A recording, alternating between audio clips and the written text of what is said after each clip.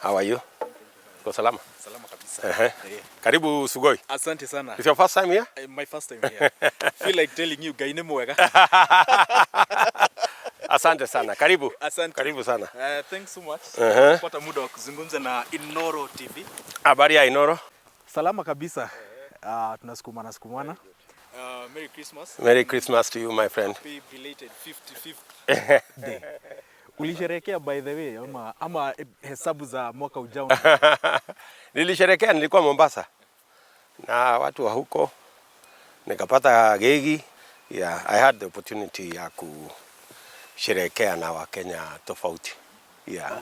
Inamaanishaje kwako kucelebrate Christmas hapa Sugoi na majirani? Well, unajua mahali mtu umelelewa, mahali unajuana na watu wa kijiji, umesoma na wengine wao, umeenda Sunday school na wengine wao, umechunga ng'ombe, umepeleka ng'ombe kwa deep kule kwa malisho na kwa deep, umeenda shopping center na wao, umeenda kununua mandazi pale.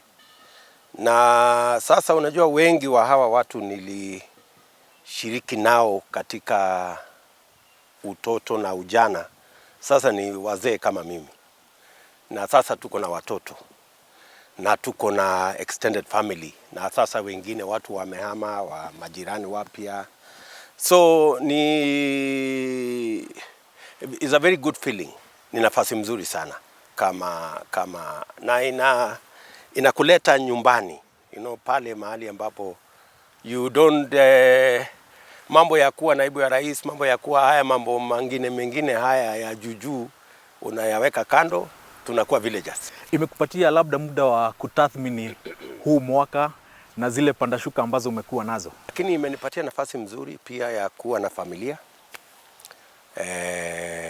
wako hapa nyumbani, na nimepata nafasi ya kuongea na watu wa kijiji hapa, na in the process pia nimepata nafasi ya kuwaza mambo vile yalivyo, vile Mungu ametuleta, ametufikisha hapa. Tumekuwa na mwaka mgumu kwa sababu ya mambo ya shida ya corona, uchumi, matatizo tumepata kama nchi na kama dunia, na kusema ya kwamba tumefikia Disemba ya mwaka wa 2021 ni hatua kubwa sana. Na kwako haswa imekuwa mwaka ambao umekuwa na panda shuka za aina yake. Polisi, utajiri wako, vifo, umelose close members of your office. Gani ambayo ilikuwa ni panda shuka gani ilikuwa the most disheartening kwako huu mwaka?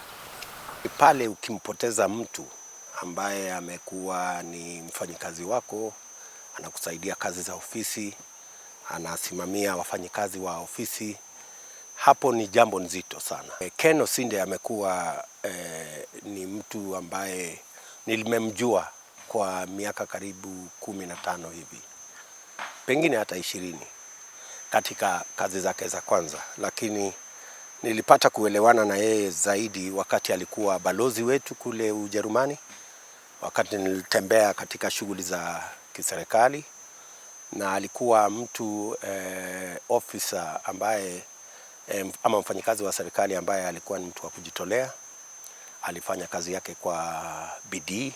That was really a very difficult time, not just for me but for many members of my office, because tulimpoteza officer ambaye alikuwa ni mtu shupavu. But ile ilikuwa most dramatic, ilikuwa kifo cha afisa Kenei mwezi wa 4. DCI alipromise atafanya kila kitu kuhakikisha kwamba uchunguzi umefanywa, umekamilika. Kufikia sasa labda umepata taarifa yoyote kuhusu uchunguzi? Kifo cha askari huyo Kenei kwa wale wengi walijua ama walisema, nafikiri polisi wanajua ni kifo yake ilitokea kwa njia gani, lakini hawakutaka kusema kiini hasa cha kifo cha Inspector Kenei. Walikuwa wanajaribu kuitumia kisiasa, ndio ukaona ile drama na sinema iliendeshwa pale, sijui kulikuwa na hii DCI mwenyewe akakuja hapo na sarakasi nyingi ambazo zilikuwa tu ni mbinu ya kisiasa ya kujaribu kuchafua jina langu na jina la ofisi yangu. Lakini unajua Mungu ni wa ajabu. Hiyo drama yote na sinema yote mpaka saa hizi hakuna chochote wamesema. Ilikuwa ni drama ya siku hiyo, iandikwe kwa magazeti, iwekwe kwa headline, sijui nini. Na hata hiyo mambo yote ya kesi, ati kulikuwa na sijui watu walikuja kwa ofisi yangu, sijui wanajeshi, sijui nini. Hiyo kesi ilitupwa juzi kwa kukosekana kwa maana na hiyo kesi, kwa sababu ilikuwa ni ukora, inafanywa kuhujumu ofisi ya naibu wa rais kwa minajili ya kisiasa. Death is not something you want to use to dramatize politics, and theatrics around politics and, watu wafanye siasa ya sera, hakuna haja ya kwenda kutumia kifo ya mtu kujaribu kuendesha sinema ya siasa. Na unfortunately, that's the Kenya we live in. We have to deal with it. Ile kitu ingine imekuwa kubwa mwaka huu ni tuanzie hapa chini alafu tupande juu. Ukapata fursa ya kuambia Wakenya tena bottom up ni nini, away from sasa utamu ya siasa yenye tumekuwa nayo huo mwaka. Bottom up ni nini, Mheshimiwa Naibu Rais? Bwana Waweru, kwanza nataka tutofautishe mambo mawili. Unajua tumepata kejeli nyingi kwa mambo ya wheelbarrow. Unajua Deputy President yeye amesoma ati sasa anataka kupatia vijana wheelbarrow. Unajua siasa pia iko na utapeli mwingi. Hakuna mahali sisi tumesema tutapatiana wheelbarrow kwa mtu yeyote, wacha vijana. Wheelbarrow ni halama, just a symbol of any party. Kuna chama iko na wheelbarrow punda, kuna chama iko na wheelbarrow kuku, kuna chama iko na wheelbarrow chungwa, na all manner of things, Sasa hakuna mtu amepatiana chungwa kwa sababu eti ni alama yao. Wengine wako na alama hata ya simba. Sasa kuna mtu anapatiana simba kwa hii mambo ya siasa. Unajua ile sarakasi tuko naye. So watu wanaenda tu wanatunga ukora ya siasa kujaribu kusema mambo ya sivyo. Wheelbarrow ni alama tulichukua kwa sababu ni alama ya kazi. Utapata wheelbarrow kwa nyumba ya Deputy President. Utapata wheelbarrow kwa nyumba ya mtu ambaye hata hana kazi, lakini ako na wheelbarrow hapo nje, inamsaidia kazi. Wheelbarrow inaweza kusaidia kazi ya shamba, inaweza kusaidia kazi ya ujenzi, inaweza kusaidia kazi zote. So ni alama tu kama vile alama zile zingine. Tuache alama kando na tuwaambie wapinzani wetu kama wanataka tuongee mambo ya alama, watueleze. Sisi tutakuja na maelezo yetu ya alama yetu ya wheelbarrow, wakuje na yao ya kuku, wakuje na wengine wa simba, wakuje na wengine wa sijui kifaru na hiyo ingine. No problem. We will have a discussion about wheelbarrow, about symbols of parties. But that aside, hiyo tuweke kando. Let us talk about the agenda we have, the principle ile tuko naye.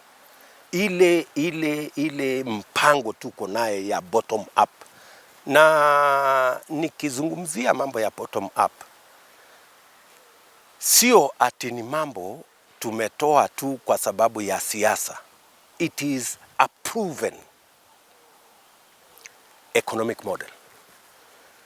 Yaani ni model ya uchumi ambayo imefanyiwa utafiti, inaeleweka na inafanyika katika sehemu zingine za taifa za dunia, ikiwemo Marekani.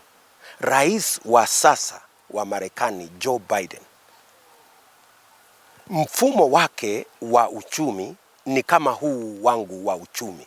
Yeye anasema mfumo wake ni bottom up, middle out.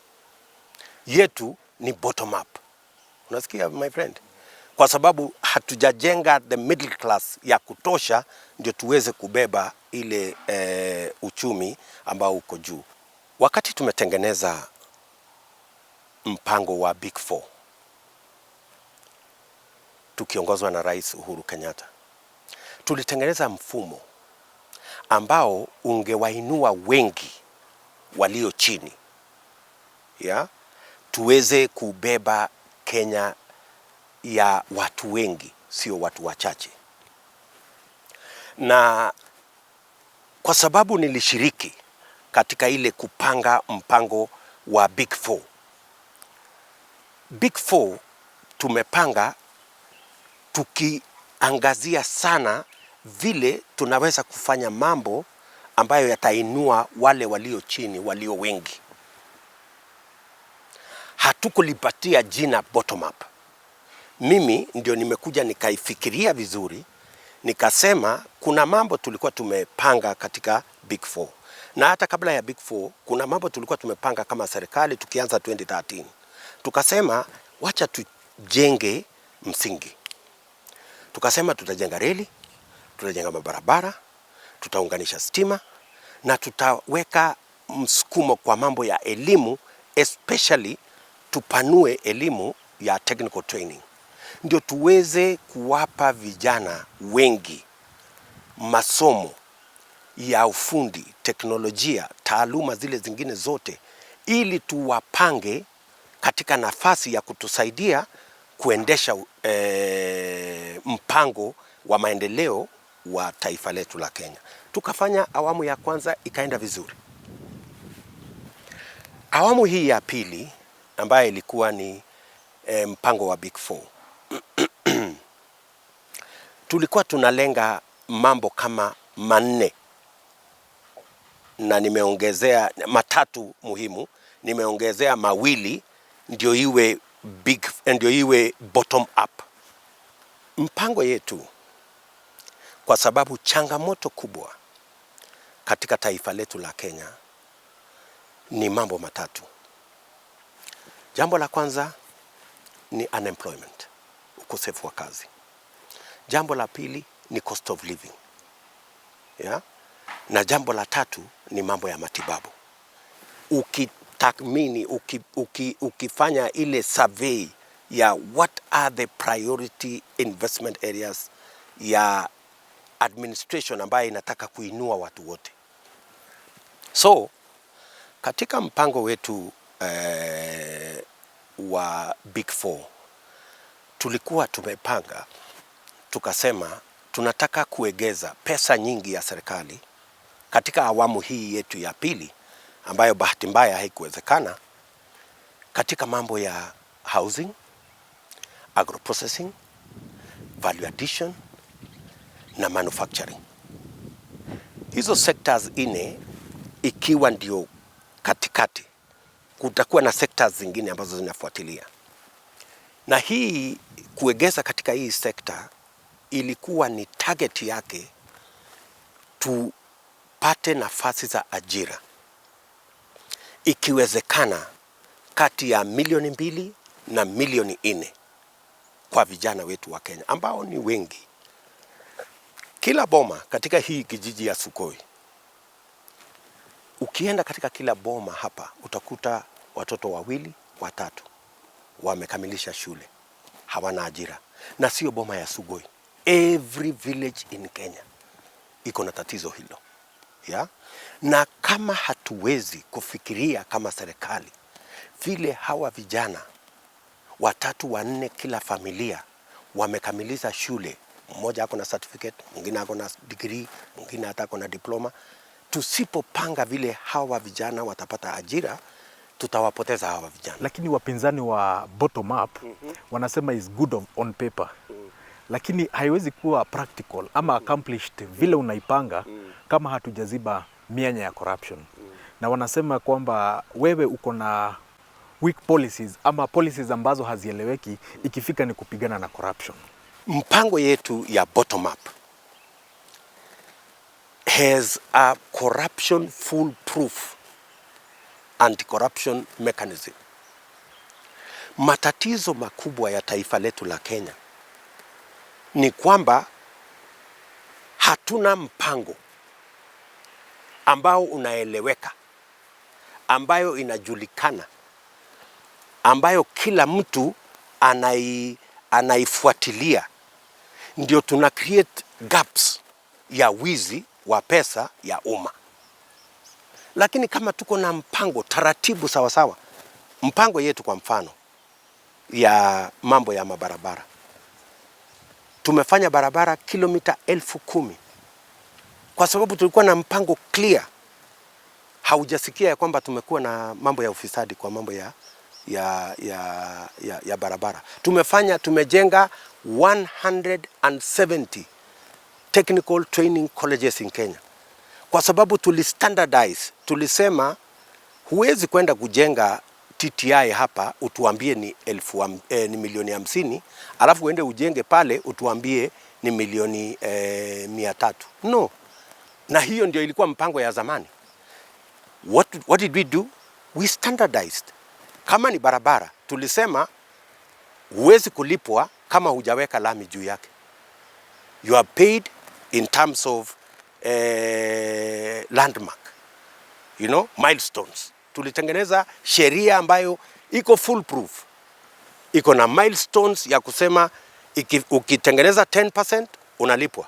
Ukifika 20% unalipwa. Ukifika 30% unalipwa. That is why our road construction program is devoid of corruption, because there is no loophole for anybody to steal anything, because you will only be paid once you do what is required of you by the law. Same thing with our TTI. We created a standard. Na hizi TTI zote tumejenga 170. Tuliweka a fixed price kwa sababu tulitengeneza one model. Mahali ukora inatoka ni kuambia kila mtu kwenda tengeneza TTI yako model ambaye unapenda. Wanaenda wanatengeneza ukora, kona inapotea. Inasonga to the next one.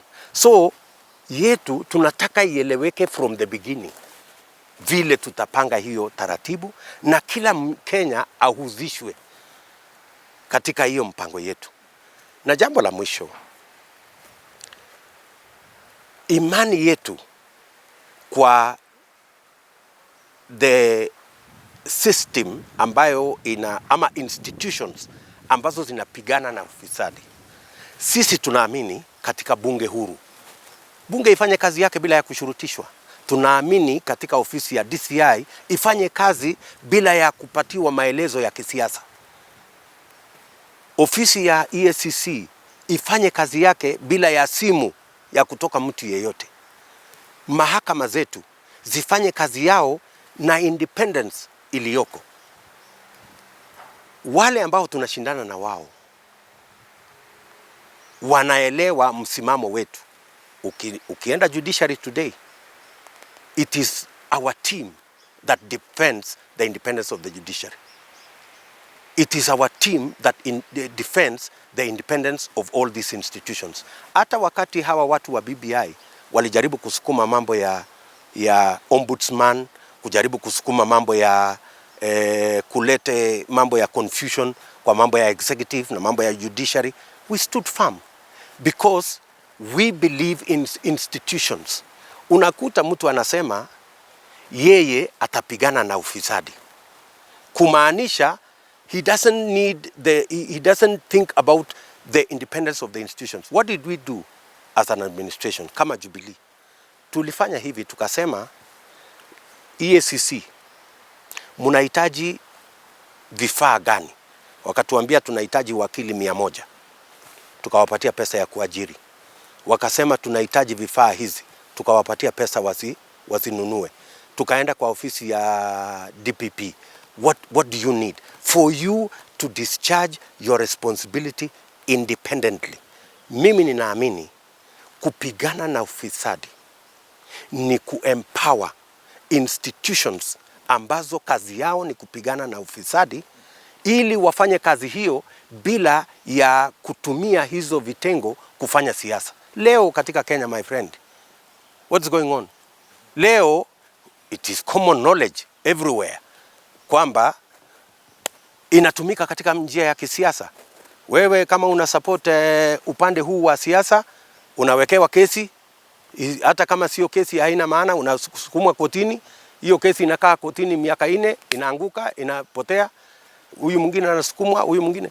Do we really, is that a fight against corruption, or it is the politicization of corruption and the weaponization of corruption as a tool of politics? Jumatano hii wabunge wanarudi kule bungeni. Mswada ama kubadilisha sheria ya vyama vya kisiasa umekuwa against those changes. Kabla hatujaongea mambo ya numbers, kwa nini unapinga marekebisho ambayo yanatarajiwa kufikishwa bungeni Jumatano hii? Hatujapinga marekebisho yoyote. Sisi tunataka sheria, na nawauliza wabunge wote, wale wa upande wetu na wale wa upande ule mwingine, kila mbunge ajue sheria nzuri ni sheria nzuri kwa kila mtu. Sheria mbaya ni sheria mbaya kwa kila mtu. So ile tunataka bunge ifanye ni ipitishe sheria mzuri. That's all. A fair law for everybody. You know? Hatupingi mambo ya watu vyama kutengeneza coalition. We have no problem with coalition. Hatuna shida na coalition. Ile shida hiko ni kusema ya kwamba lazima hii coalition itengenezwe 6 months before the elections. Why 6 months? You know, somebody must reasonably tell us why 6 months? Why not 3 months? Why not 2 months? Why not 1 week? Why not even post-election? You know, there must be a justifiable, na wabunge watajadiliana, wakubaliane. Okay, niko huru kutengeneza coalition na vyama. Lakini mbona unataka kunipimia hewa kusema lazima nitengeneze hii coalition saa hii? Na ni kwa sababu wewe uko na njama yako. Unakuja kutengeneza sheria ili kutimiza njama yako. Why? You know? Sheria haitengenezwi kwa njama ya mtu ama kwa njama ya kundi ya watu. Sheria inatengenezwa kwa minajili ya Wakenya wote. So tunataka sheria itengenezwe kwa njia mzuri, na pia hatutaki eti registrar wa political parties awe ndiye mwenye kuamua ati wewe ni wa chama gani. That's giving too much power to one person.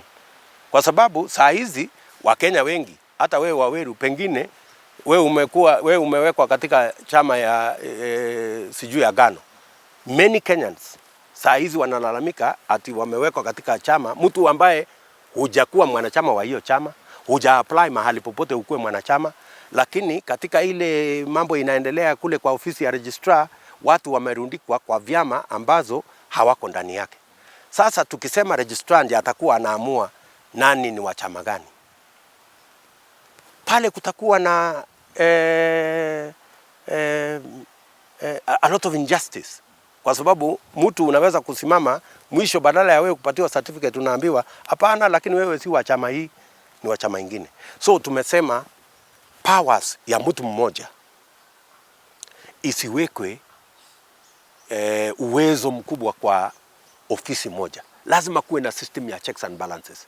Kama huyu registrar atapatiwa uwezo wa kuzidi, basi kuwe na board ya watu ambao watamsimamia, ili mtu mmoja asiwe tu ni wa kuamua, akitaka kuumiza Waweru anakuweka kwa chama hii, ukikaa hapo siku moja na tukutoa hapo anakuweka kwa chama ingine. Kila chama iwachwe kusimamia wanachama wake. Isisemekane ati wanachama wa chama ya UDA ati mwenye kuamua kwa mfano ati ni registrar. Hapana. So those are the things we are saying, lazima irekebishwe. Na mimi nataka nikuambie ya kwamba mimi vile ninavyoona ni kwamba kutakuwa na maelewano kule bunge, kwa sababu wabunge wengi ni watu reasonable na wabunge wengi watakubaliana. Na mimi natarajia ya kwamba tutakuwa na win-win, give and take. Tuelewe ya kwamba hapa registrar tumpatie uwezo wa kutosha, lakini usizidi. Hapa katika mambo ya coalition tukubali isiwe 6 months, iwe ni 3 months, iwe ni 2 months, lakini pia kuwe na uwezekano wa kufanya coalition post election. Mtu asiseme the only time you can do a coalition is pre. Why? You can also do a post election coalition. It happens everywhere in the world. So hiyo ni mjadala ambayo lazima iendelee pale bunge. Lakini unajua ni nyinyi katika vyombo vya habari mnasema kuna mashindano makubwa sana kati ya Rais Uhuru Kenyatta na Raila Odinga on one side na William Ruto na kundi yake ya pande hii on this other side. Na ni ile tu kutafuta sheria nzuri ambayo itatumikia kila mtu na kutumikia nchi ni gani. Wasiposikizana kutunga sheria mzuri, utatumia namba zako kusitisha jambo hilo? Sisi wote tunatarajia ya kwamba kutakuwa na maelewano. Kama hakutakuwa na maelewano, itapigwa kura kule bunge. Ile kura ambayo itakuwa ile sheria ambayo itakuwa imepitishwa kupitia kwa kura nyingi ndio itapelekwa kwa rais kufanywa kuwa sheria.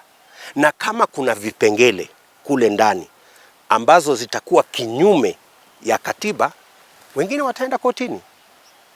Na tumeona sheria nyingi zikitupiliwa mbali na kotini kwa sababu imeenda kinyume na katiba ya Kenya. Hapo pa parties na coalitions, kwa nini unasisitiza kwamba hutaki kushirikiana na vyama vingine, especially Mount Kenya?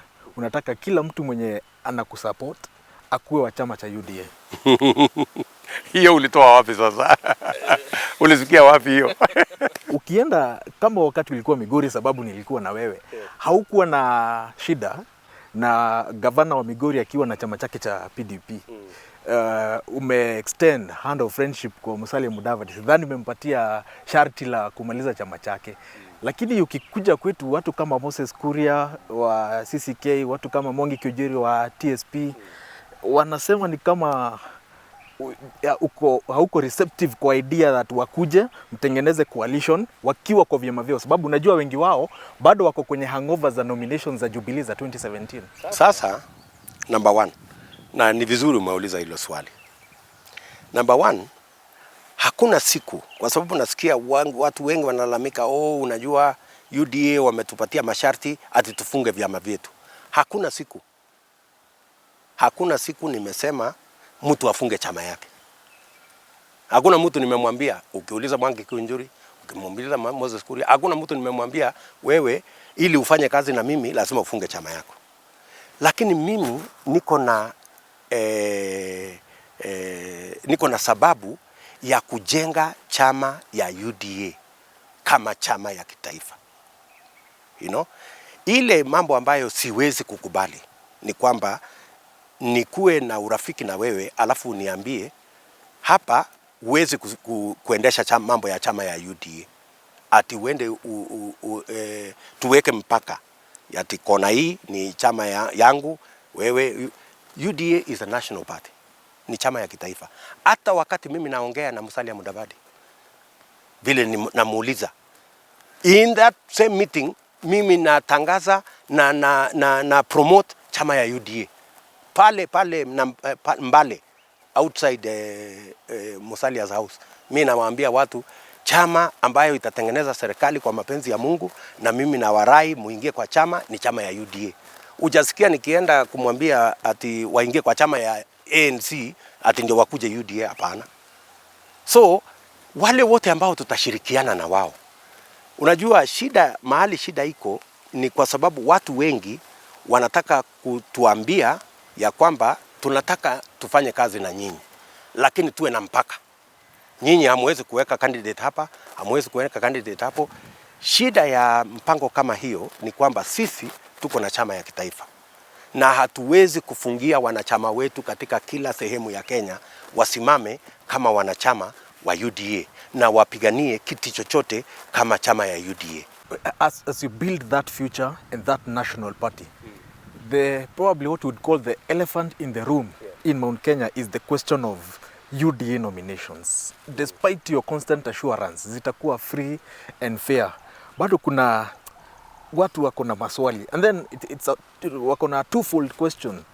One, kuna wale ambao wamekuwa loyal na wewe all along, zile mashida zote umepitia wamekuwa nawe, kina Rigathi, Dede, Alice Wahome, you know, kuna wao wamekuwa na wewe already, wamepata direct nomination na UDA. Nani akisema? No, nauliza already hao watapata special treatment hata kama hawana nomination. On the matter of nominations, I will take personal responsibility because I have the experience, I have the knowledge, I have the understanding. I have ran these nominations for the last 25 years. And I have sufficient experience to make sure that the nominations will be free and fair. In any case, the nominations will actually build or destroy the party, right? And my intention, together with the friends many friends across the country that I work with, is to build a solid national political party, not for us, for today and for posterity. And I have told everybody, and I want to appreciate people who have worked with me this journey. They have made huge sacrifices. Many of them have been harassed. They've been removed from this committee, that committee, this position of leadership. Some of them have been taken to court. Many people have suffered through this journey. The only way to reward friends is not to give them a ticket. You can even give your friend a ticket, but if anguke naye, you will never find in our team in UDA anybody saying, I want a direct ticket. Even the best of our members, I was in Nyeri with Rigathi Gachagua, and he was happy. He was saying, please, wale wanataka MCA wakuje, wale wanataka kiti ya gavana wakuje, wale wanataka hata kiti yangu ya mjumbe wakuje, everybody waje wakuje and I go to many meetings where sitting members of parliament who are my friends are introducing their competitors, you know, to speak in meetings. That is the spirit that I want to encourage and build as we do in a team. Running mate. It's another make or break scenario. Unaangalia mtu wa aina gani? Ni wakati wa wanawake sasa, ni wakati wa vijana, ni wakati wa mtu mwenye hatujui, mwenye ako ukweli kule bottom, mtu anatoka Mount Kenya. A running mate is a very important person, yeah, in any setup. And you want a running mate who understands the whole metrics of the party, appreciates the amount of load we all have to carry, and knowledge, you know, of what the job entails. And it is not an easy decision to make, you know, and it is not a decision that can be made by an individual. You know, of course, I will have the final say, but there will be a consultative process. So kwa sasa sisi tumesema badala ya kuongea mambo ya vile tutapanga nani atakuwa running mate, tutapanga serikali namna gani, kwa sasa tunataka kwanza Wakenya waelewe mpango ya UDA, mpango ya serikali ya UDA ambayo itawafaa wao. Mimi nataka mtu akitoka nyumbani aende apige kura kwa maslahi yake, ajue napiga kura ndio mtoto wangu apate kazi. Napiga kura ndio nipate kadi ya NHIF ambayo nitakuwa natumia kulipa gharama yangu ya matibabu.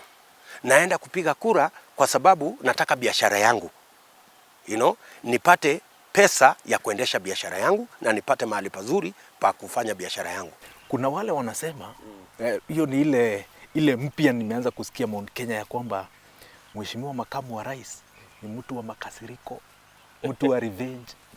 Mkimchagua kitaumana, especially wale Wakikuyu wako diaspora. William Ruto akakuwa president wa 5 wa Jamhuri ya Kenya, itakuwa rais wa aina gani? Sijafika jana kwa kiwango kwa hii uwanja wa siasa. Ninaeleweka, mimi si malaika, mimi ni binadamu. Siwezi kusema mimi ni 100% perfect, lakini mimi ni mtu wa bidii, na ni mtu wa kujitolea. Hakuna mtu atakwambia William Ruto ni mtu lazy, ama hana mpango, ama hana njia ya kuamua. Na ukitaka, kabla hujaondoka hii Eldoret, zungumza na hawa watu wa kutoka Central Province ambao ni majirani zangu, ama hata ukitoka kwa geti yangu hii about 1.5 kilometers hapa chini kuna jirani wangu anaitwa Mushemi. Unaweza kupitia kwake ukamuulize, huyu bwana Ruto jirani wako ni mtu wa aina gani, ndio upate first hand experience. Lakini vile umesema, mbali na hiyo fununu ya kusema unajua William Ruto ni mtu wa makasiriko,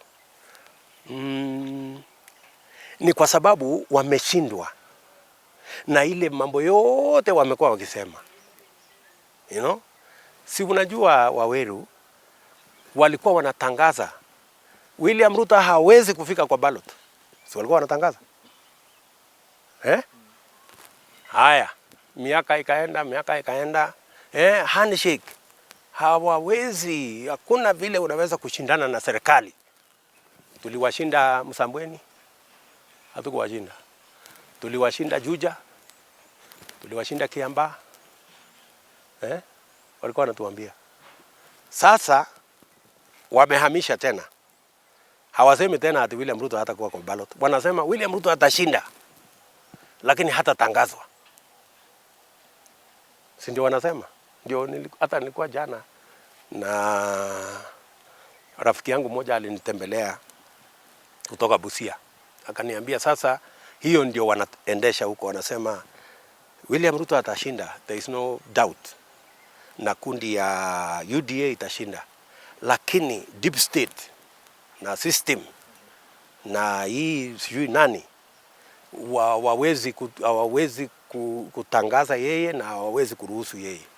Sasa mimi nataka niwaambie Wakenya hawa wote, hii kitu inaitwa deep state, sijui system. Mimi ndio naibu wa rais wa Jamhuri ya Kenya. Kama kungekuwa na deep state na system, mimi ndio ningejua. Unanielewa?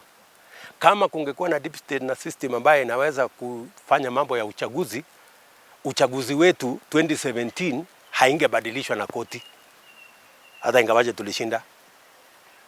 Lakini si ilibadilishwa kukiwa na system, tukiwa na deep state. Hatungeshinda Msambweni, hatungeshinda Juja, hatungeshinda Kiambaa. Yani wewe unataka kuniambia kama kungekuwa na system na deep state, wangeruhusu UDA ishinde Kiambaa? Wangeruhusu? Sasa mwisho utasikia hii watu, baada ya sisi kuwashinda na hata baada ya sisi kushinda uchaguzi na tuchukue serikali, sasa watapindua tena, watasema William Ruto na UDA hawawezi kupata round 2, hawawezi kushinda mara ya pili. Hapo ndio wataelekea baada ya sisi kushinda hawa. So hapo ndio itaenda. Pande mwingine wanakulima sana wakisema vile ulibetray president, vile ulitoka kwa agenda yenye mlikuwa nayo 2013 2017, lakini wewe muungwana na ungwana wako utaki kuzungumza. No. Unajua rais hata mbali na hii matokodhanio mingi hapa ni rafiki yangu. Mbali na hii mambo yote hapa bado ni rafiki yangu na mimi na rais hatushindani. Mimi nashindana na hawa wengine hawa. Na unajua wengi wao wa hawa ambao wangeshindana na mimi hawataki kushindana na mimi directly, wanaenda kujificha nyuma ya rais. Hawa watu hawa wanaenda kujificha nyuma ya rais. Unajua sisi ni watu ya handshake, sijui nini, wanakwama huko nyuma kwa sababu hawataki kuniface mimi directly. Kwa sababu katika hii mashindano, pengine nimalizie hapo, hii mashindano vile mimi ninaona inahitaji mambo mangapi? Mambo matatu. Inahitaji mtu mwenye agenda. Inaeleweka Kenya mzima agenda yetu kama UDA na mimi kama kiongozi wa UDA. Number one, agenda yetu kwa ujumla ni bottom up. Ajira kwa vijana, biashara, tupange biashara ya wananchi, tupange kilimo, tupange universal health coverage, tupange savings. Hiyo agenda inaeleweka kwa Wakenya kufikia sasa.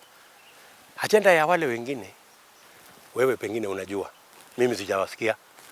Jambo la pili, inahitajika track record. Yaani kujulikana wewe umekuwa kiongozi. Hakuna mtu malaika ametoka juzi mahali popote kwa hii watu wote. Kila mmoja wao amekuwa either waziri mkuu, naibu wa waziri mkuu, naibu wa rais kama mimi, Kila mtu akuje na track record yake. Mimi naweza kutetea track record yangu nikiwa naibu wa rais. Right? Nimesaidiana na rais, tumejenga reli, tumejenga barabara kilomita 10,000, tumeunganisha stima watu 8.5 milioni, tumejenga technical training college 170. Naweza kuendelea na kuendelea. Hawa wengine wakuja watueleze track record yao ni gani. Hatuwezi maliza mazungumzo yoyote ukiongea na eneo la mlima kama hujaongea mambo ya kilimo. Kuna kitu ambacho Mheshimiwa Rigathi alikuwa akisukuma mwaka uliopita, inaitwa guaranteed minimum returns kwa kahawa, majani chai, maziwa. Msimamo wako ni upi? Mambo ya guaranteed minimum returns ndio njia ya pekee ya kuweza kuhakikisha ya kwamba kila mkulima akienda shambani anajua nikipata maziwa lita 1 nitapata pesa kiasi hii. Ndio yeye aweke bidii akijua hiyo kazi yake haitaenda hasara. Na unajua tayari tulikuwa tumepanga ndani ya ile mpango yetu ya Big 4 kuegeza pesa nyingi kwa sekta ya kilimo. Kwa sababu pale tutapata mambo matatu tukiwekeza pesa ya kutosha kwa mambo ya kilimo. Pale tutapata number 1, bei ya chakula tukisaidia mkulima kuzalisha zaidi, bei itakuja chini, tutaondoa shida ya njaa. Jambo la pili, tutapata raw material ya kuendesha viwanda zetu ambazo zinatumia raw materials ya kilimo. Na pale pia tutapata nafasi nyingi za kazi. Na number 3, tutapata pesa ya export ya ile mazao tunauza katika nchi za nje. Tutapata pesa ya foreign exchange ambayo itatusaidia kuendesha. So there is every reason, tuko na sababu ya kutosha ya kusaidia huyu mkulima na kumpatia bei ya sawa ya majani, ya kahawa, ya maziwa, avocado, mboga, whatever it is. We have enough reason to put public money and to provide a guaranteed price. Ili mkulima wakati anaenda anajua nitauza maziwa yangu shilingi 50. Nitauza kahawa yangu isirudi chini ya ile twice or 3 times what I am getting at the moment. Chai vile vile.